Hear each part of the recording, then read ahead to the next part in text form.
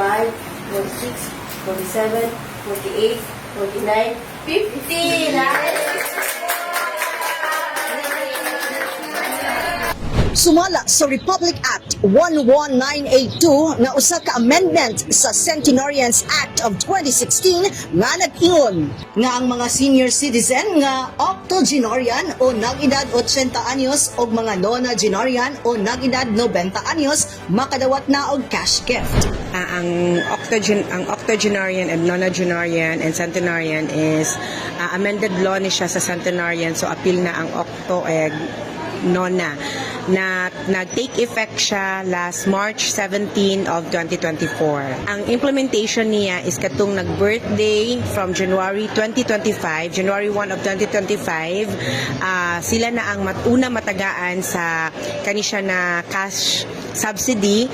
So ang nag-edad og 80, 85, 90 og 95 lang gyud. Dugang panikabal nga ang Centenarians Act of 2016 o Republic Act number 10868 usa ka balaod nga nagpasidungog sa mga Filipino centenarians ug naghatag kanila og mga benepisyo ug mga pribilehiyo. Ang mga centenarians o nag-edad 100 years old makadawat og cash gift nga 100,000 pesos gikan sa Department of Social Welfare and Development.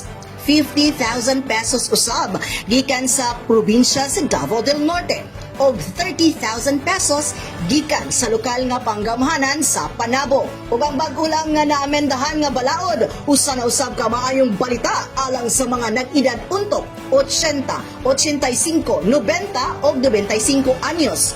Tungod sila, makadawat na og cash gift nga tag 10,000 pesos. Nalipay sila kay nanalo sila madawat. Pero asab karon dili ba may kasiguruhan kung ano sa pud na maimplementa, at least naibalo na sila. Nagbasa na po sila mga requirement nila. Advice na mo sila karon after sa mga schedule for validation. Wala to lang po nato kung ano sa ma-implement na. Kanang ibalawan karon sa atong national nga mo na sila madawat.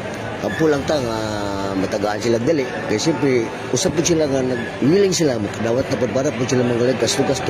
Apan ang proseso alang sa pagkuha sa cash assistance matud pa ni Social Welfare Officer 3 Caval nga ang mga rekisitos isumiti pa sa National Office o gikan mismo ang maong budget sa maong buhatan. Ikaduha moagi pa sila og assessment o validation.